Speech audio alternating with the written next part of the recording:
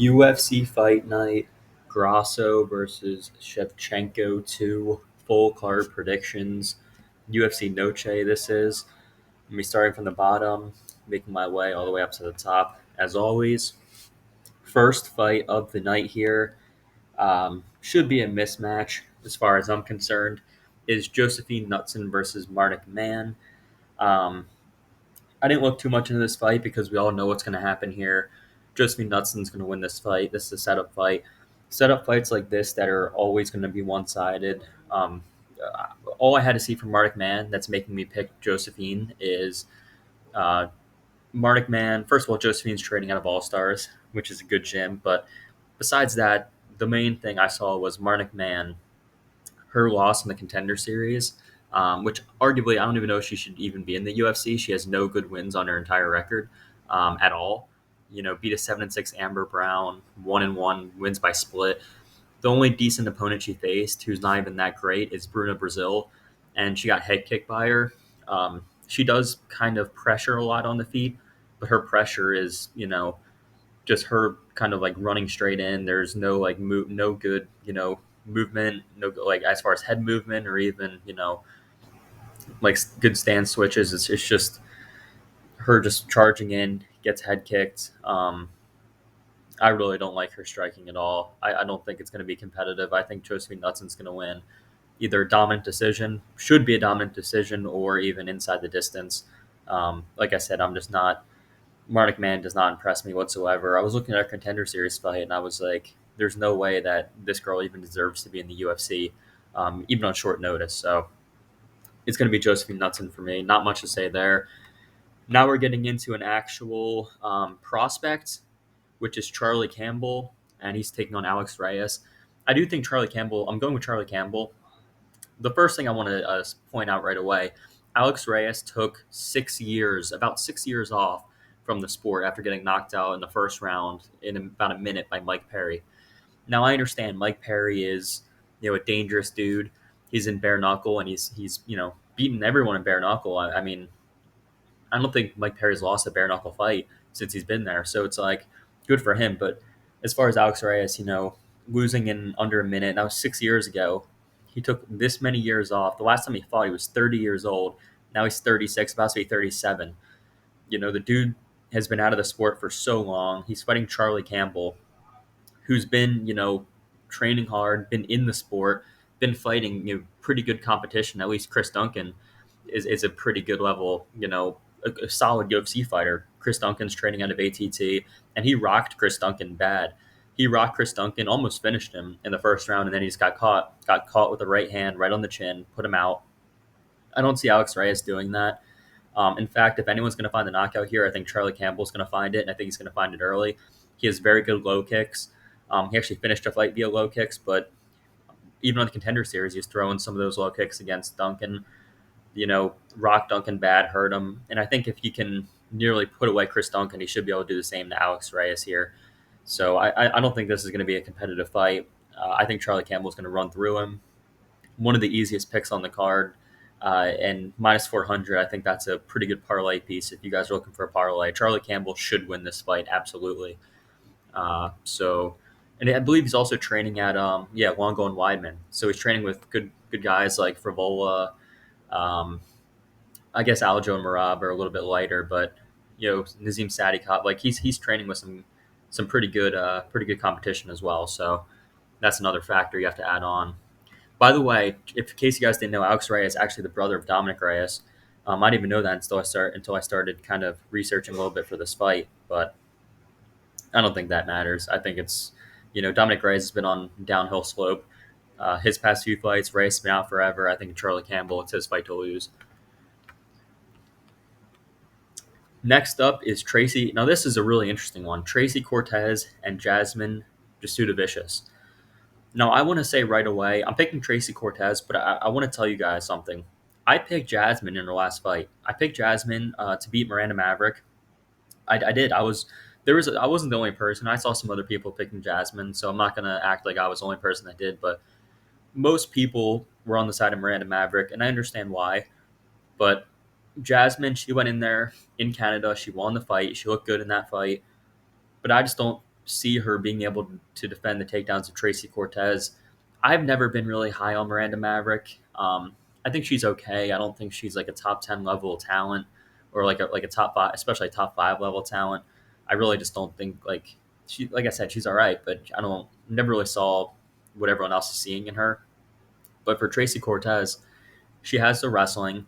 Um, she has very well timed takedowns, which I think she'll be able to effectively, shoot the shoot double leg takedowns on Jasmine. I know Jasmine was defending some of the takedown attempts from Miranda Maverick in their fight, but I think Tracy is a better wrestler. I think Tracy, that's kind of like the highlight of her game. Training at a Fight Ready, the gym where you're getting wrestling looks with some of the best, Cejudo and all those guys. Some of the one of the best wrestling gyms, best game plans as far as that goes in the sport. Anybody out of Fight Ready for the most part is they have a good concrete game plan. They know what they're getting into. I believe Tracy, she's taken a long time off. I think she pulled out of her last fight. I just want to check to see who that was against. She pulled out of her last fight against Amanda Ribas back in December of last year, but she's been out for a while. But I think it's okay. She's 29 years old. Jasmine's 34. She's getting a little bit older. Her striking's probably better, in my opinion, than Tracy. I haven't really been too impressed with, especially the striking defense of Tracy Cortez. But I think this is going to be a grappling. I think this is going to take place on the mat for a large portion of the fight. I don't see Jasmine being able to defend a lot of the takedowns of Tracy. And if Tracy does get on top, from what I've seen of her, she actually, has pretty good top control. Um, she's not really submitting a ton of people, but she does have good control. She is winning a lot of decisions. She did beat Erin Blanchfield a long, long time ago by split. So I just think she has the grappling upside here to beat a Jasmine Vicious. Although I do like Jasmine, but I just think this is a good fight for Tracy to bounce back, not bounce back, but to come back after the long layoff. Next is Edgar Chairez versus Daniel Lacerda. Um, I think this one's pretty self-explanatory. I'm going with Edgar Chairez. I think for Daniel Lacerda, he's got basically one round of cardio, and he's actually pretty dangerous in that first round. He almost finished CJ Vergara. He had CJ Vergara a few months ago. He had him running, and I mean actually running around the cage. And if you guys go watch that fight, it was actually kind of funny. Like Vergara was like doing laps around the cage trying to get away from Lacerda. And Lacerda nearly like it was close to Lacerda was close to finishing that fight in the first round. But if he doesn't finish the fight in the first round, he's going to get tired. He's going to get sloppy and make mistakes. And you don't want to do that against a guy like Edgar Chairez. I mean, Chairez, he's dangerous on the mat. He's a good striker. He's piecing up Clayton Carpenter for part of their fight. So I do like Edgar Chairez to win this fight. Daniel Lacerda, obviously, he is live in the first round. Daniel's live against a lot of people in the first round just because he'll throw a lot of unorthodox stuff. He threw like a spinning kick that caught Vergara, which is what rocked him initially. But I just don't see Edgar Chairez, who I don't believe has ever been knocked out in his entire career. Never been knocked out, been submitted twice. But let's be honest, I don't think Daniel Lacerda is going to be going out there and submitting Edgar Chairez. And I just think this is a good fight for Chairez to bounce back after the Tatsuro Taira fight, which he didn't look terrible. I mean, took that fight against Taira short notice. Actually had him in a deep submission in the third round as well. So I do think Chairez will be able to win the fight if it goes past the first round. Even in the first round, it's possible, but I would say second round. I'll say second round win for Edgar Chairez after Lacerda gasses out, makes mistakes, and Edgar capitalizes on those mistakes.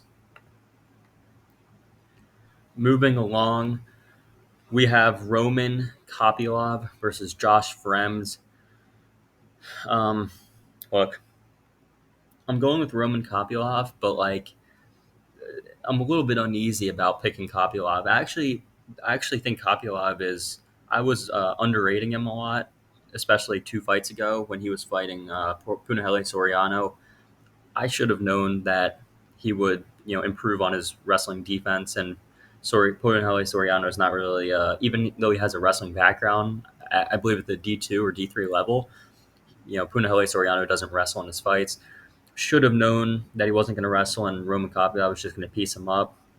It was my mistake there for not knowing that. Um, but here, I mean, Josh Fremd, will he try to wrestle? I would imagine so. I don't think he's going to be the better striker here. Not, I don't think. I'm pretty confident that Roman Kopylov's going to be the much better striker. His last fight, he head kicked Claudio Ribeiro. That was a beautiful knockout. Picture perfect from Roman Kopylov. For Fremd, when you look through Fremd's record, you just look and you're like, man, this guy, he beats Jamie Pickett. That Jamie Pickett win was not what you expected out of Josh Fremd. You expect him to look a lot better than a decision win over Jamie Pickett in a boring fight, by the way. And then before that, Cedricus Dumas. Now let me talk a little bit about that Cedricus Dumas fight. That was Dumas. That was his first fight in the UFC. Um, I know I picked Dumas there, but looking at Dumas, I know he beat Cody Brundage, but Cedricus Dumas is not a good fighter. He really is not. He's not a good fighter. Josh Fremd, he beat him, but is it really that impressive? It's Cedricus Dumas. He can't really grapple against anyone that has decent grappling. And, anyone that has even decent striking, he's not going to do good against, in my opinion. In the two fights before that for Fremd, Tresean Gore and Anthony Hernandez, the Anthony Hernandez loss, I'm not going to take anything away from Hernandez or anything away from Fremd for that. Anthony Hernandez is a beast in the wrestling and just pushing the pace. He's amazing. His pace is very, very good. He breaks people just by constantly, wrestling and keeping a high pace. It's almost like a Colby Covington type of fight. So no shame there. But the Tresean Gore fight was like, man, he got like that. That was a nasty guillotine by Tresean Gore that Fremd got choked out with. And I just think like for Fremd, I don't think he's not terrible, but his performances haven't really impressed me that much. Whereas Kopylov, he's looked better and better.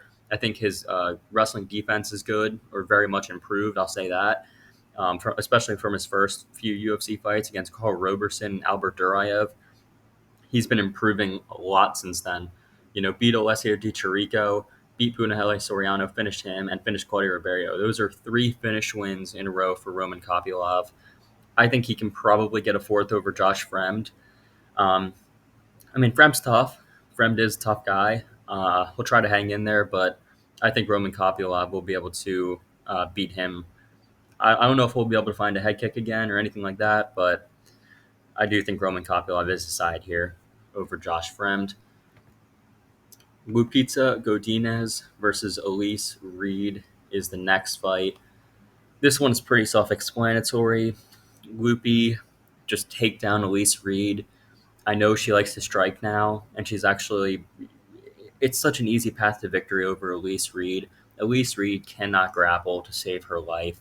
She got out grappled in all of her losses. Basically, she's been out grappled. Sam Hughes got out grappled bad. She got out grappled by Loma Lupumi, who's a Muay Thai striker from Thailand. She got out grappled by her.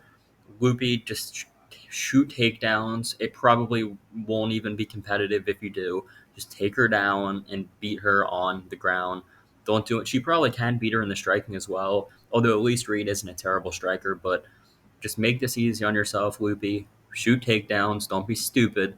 Um, if she ends up losing this fight, I don't even know what I would say if she doesn't shoot takedowns against Elise Reed, but her coaches have to be begging her to, no matter what she does, her coaches have to be telling her, shoot takedowns, you're going to win this fight if you just do stick to a plan instead of trying to outstrike a striker. Maybe she can outstrike Elise Reed, but let's be honest here, there's such a clear path to victory that if she doesn't take it, she's stupid. So that's what I expect to happen. Godinez out grappling, out wrestling Elise Reed. Will it be a submission? Will it be a decision? Or will it be a ground and pound finish? If she does do that, I'm not really entirely sure. I do think she will finish the fight inside the distance if she can take down Elise Reed, because, like I said, Elise Reed's grappling is very suspect. Um, I'll say even ground. I'll say ground and pound. Loopy should be able to ground and pound Elise Reed out and find a win. Next, we are already on the main card. Going through this a little bit quickly. I'll go a little bit more in depth on some of these fights going off the card. But for this one, first fight of the main card, we have Fernando Padilla versus Kyle Nelson. I'm picking Fernando Padilla here. Fernando in his fight against Julian Erosa, that was really impressive to me. I know Julian Erosa has been knocked out before. His chin isn't the greatest in the world, but having a win like that over Julian Erosa and his combinations were like right on the money. You know what I mean?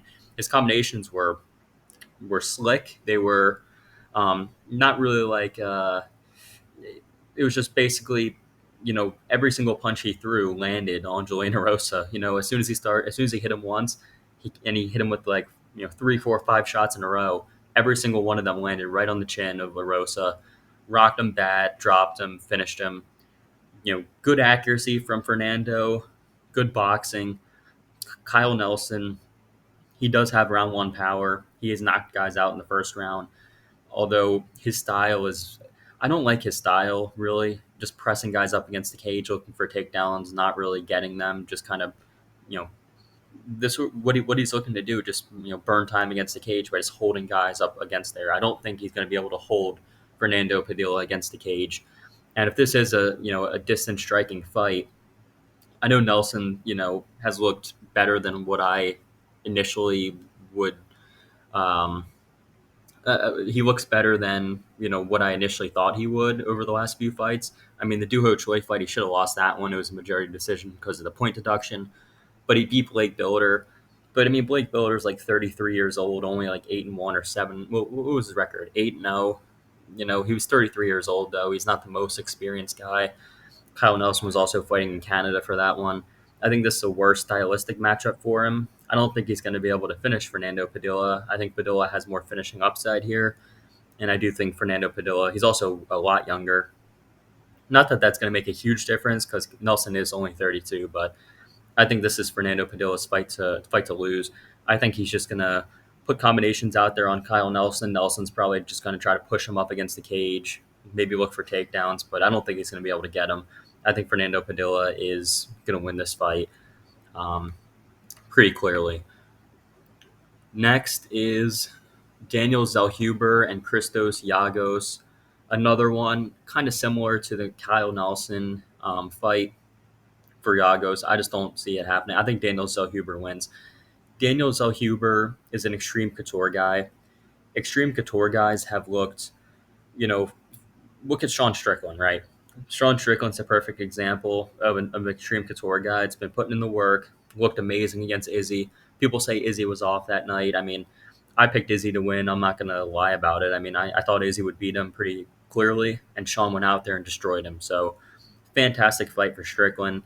I think the momentum's going to carry over for Eric Nixick and the coaches over there trying to help out Daniel Zellhuber. Nixick's a smart guy. He really is. I've heard that he was telling Sean in between rounds what Izzy's going to throw, what he's looking to do. Like, Eric Nixick is a very good coach. I think Daniel Zellhuber has very good technical striking. In his fight against Lando Venata, in the first round, rocked him bad with a knee, nearly finished him. Lando Venata's never been knocked out before. He nearly finished him via TKO. And his first fight in the UFC, I get it, lost against Trey Ogden. I feel like it was a little bit of UFC nerves on the part of Daniel Zellhuber. I think he wasn't really as not that he wasn't prepared. I just think he was, kind of in a state of shock a little bit. I'm in the UFC. He was 23 at the time. Young guy. I feel like that kind of got into his head a little bit, and he was a little bit, too conservative. Didn't throw enough, which I do think that's what he has to do. He has to try to put more combinations out there. Christos Yagos got knocked out with a left hook by Arman Sarukian a few fights ago. It was about 2 years ago, but he's 33 years old, getting a little bit up there. Not too old, but I think it's Daniel Zellhuber, nearly 10 years younger. I think he's I think he definitely is the better technical striker. I think he can catch Christos Yagos with that same left hook, or definitely catch him with something and hurt him bad. I don't know if I just see Daniel Zellhuber, and he's also huge, by the way, for the weight class. 6'1", 77-inch reach versus 5'10", 71.5-inch reach of Yagos. He's got the much longer reach. I think if he stays active enough in the fight for Zellhuber, throws enough volume out there, I think this is a good fight for him. And I think he even finishes Christos Yagos, because Yagos is a guy that has been finished. So I'm gonna go with Daniel Zellhuber to get his first finish win inside the UFC. He's had quite a few finish wins before he got to the UFC, but on the Contender Series, the two fights he's had in the UFC and on the Contender Series, hasn't been able to find a finish.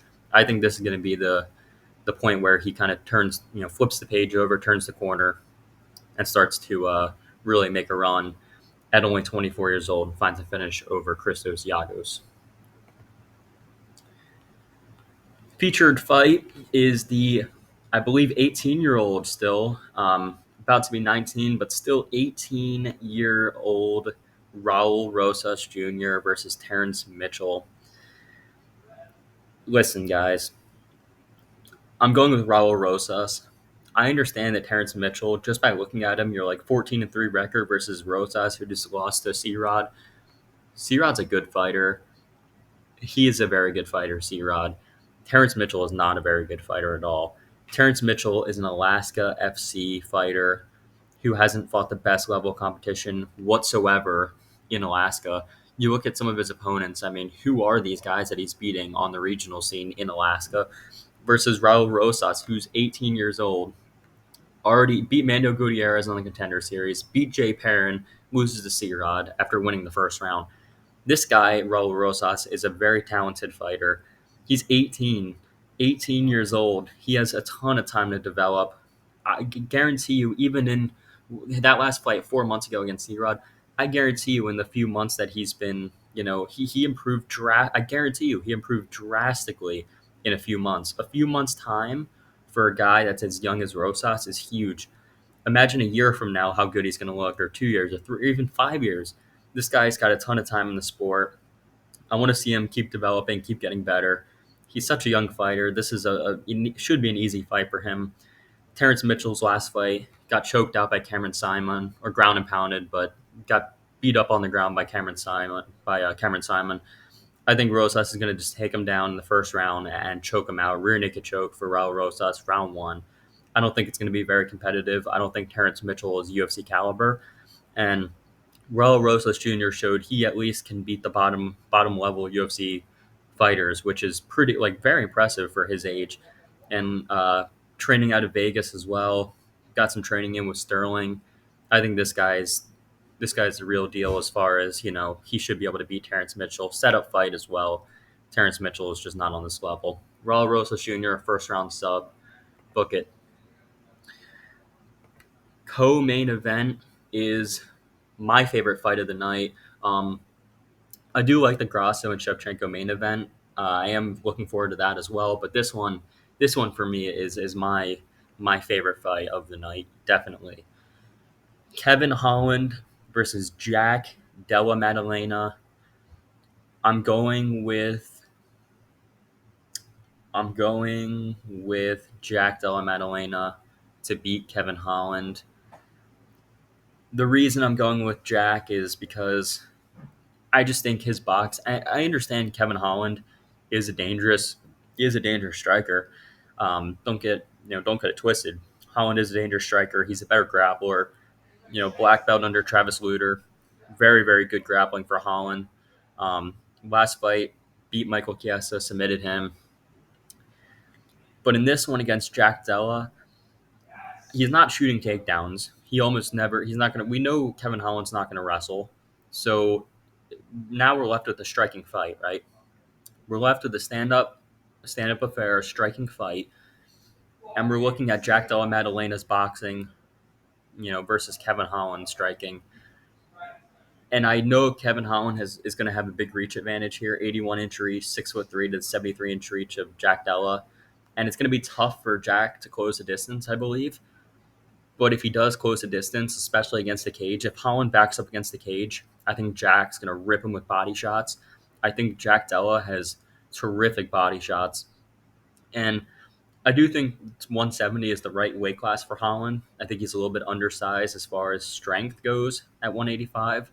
But at 170, I feel like it's a good weight class, but I feel like I'm not saying he's weak to the body. I don't think that at all. I'm just saying Jack Della Maddalena can shut people's livers off with one punch.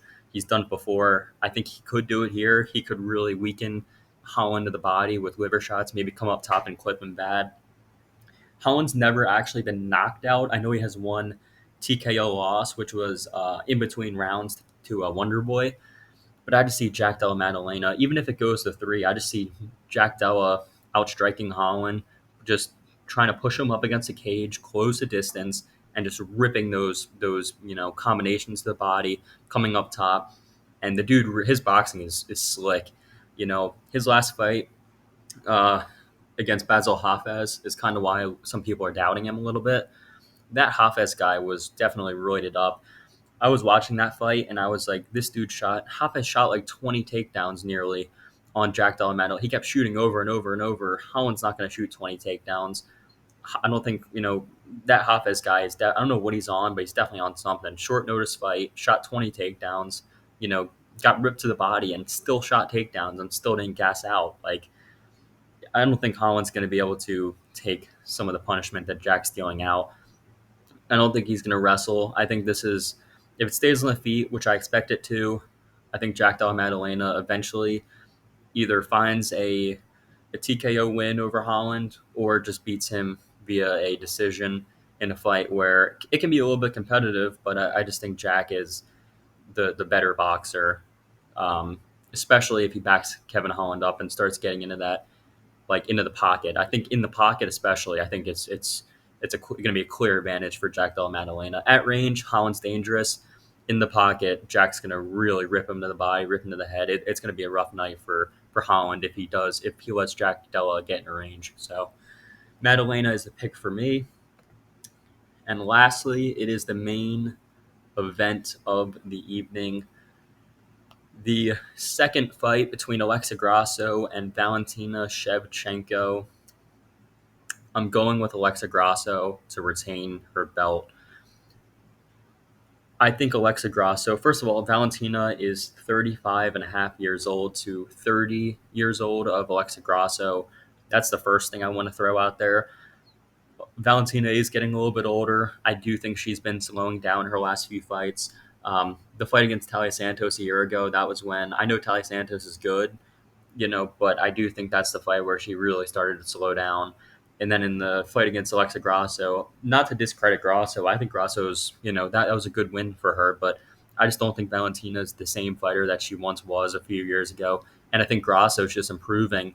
And I think Grasso won a lot of the striking exchanges, by the way. Valentina did, jab her a little bit. She was pretty effective with her jab in their first fight for parts of it. But Alexa Grasso was landing a lot of the more damaging or powerful punches on Valentina.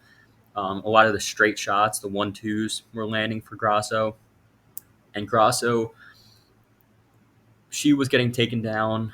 Valentina wasn't doing too much damage on the ground, but that was I guess you could call it the red flag for Grasso, was just that she was getting taken down over and over with double legs from Valentina.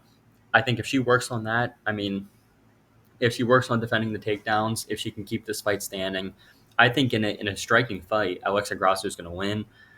And even if Valentina does get like maybe a takedown or two on her, if Grasso can work her way up and get back on the feet and get to that striking again, get to the boxing, I think Alexa Grasso can win this fight.